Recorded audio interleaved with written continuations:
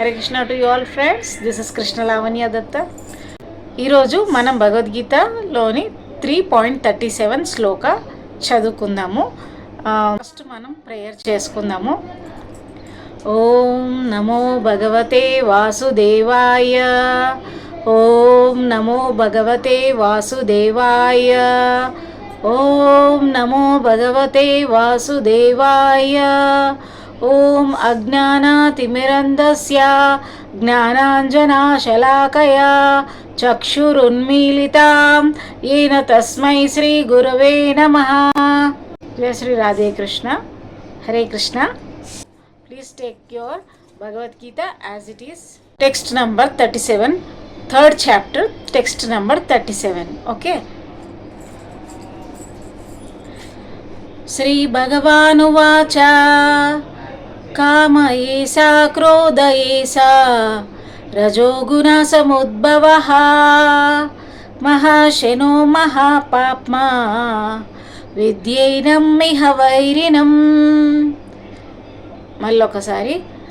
కామయేషా క్రోధయేషా రజోగుణసముద్భవః మహాశనో మహాపాప్మా విద్యైనం ఇహ వైరిణం. ఇంగ్లీష్లో ట్రాన్స్లేషన్ ఒకసారి చదివి తెలుగులో మీకు నేను ఎక్స్ప్లెయిన్ చేస్తాను.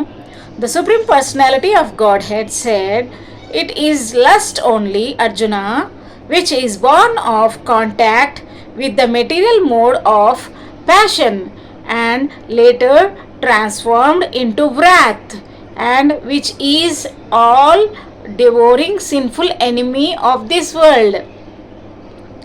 శ్రీ భగవాన్ వాచ. The personality of Godhead. ఈ లస్ట్ అనేది, వ్రాత్, కోపం అనేది, కామం, క్రోధం చాలా పెద్ద ఎనిమీస్. మనము స్పిరిచువల్గా ఎదగకుండా అడ్డుపడేవి ఇవి రెండు. శ్రీకృష్ణ పరమాత్ముడు మనకి ఈ శ్లోకం ద్వారా ఏం చెప్తున్నాడంటే, రజోగుణము అన్నిటికీ మూలం. ఈ కామం, క్రోధం, ద్వేషం ఇలాంటి భావాలన్నీ పుట్టడం మనకి రజోగుణం ద్వారా వస్తాయన్నమాట.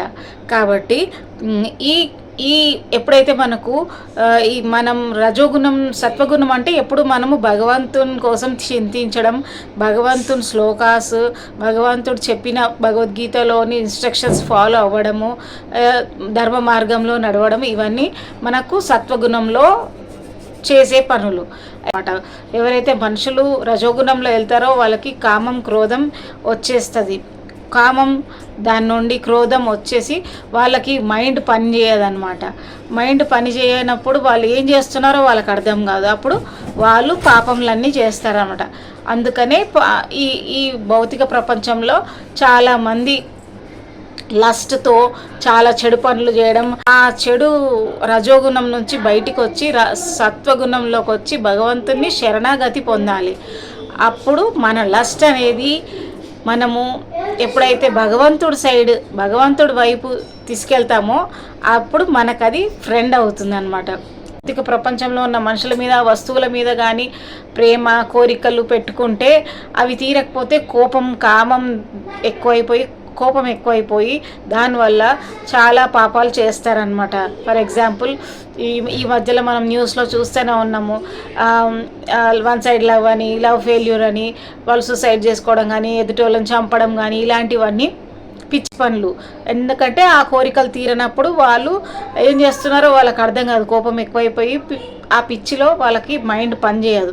మైండ్ పనిచేయనప్పుడు వాళ్ళు పాపాలు చేస్తారు, అలాంటి పాపాలు. అదే మన ప్రేమని, మన కామాన్ని, భగవంతుని మీద ప్రేమని పెట్టుకుంటే అప్పుడు అది కోపంగా మారదు.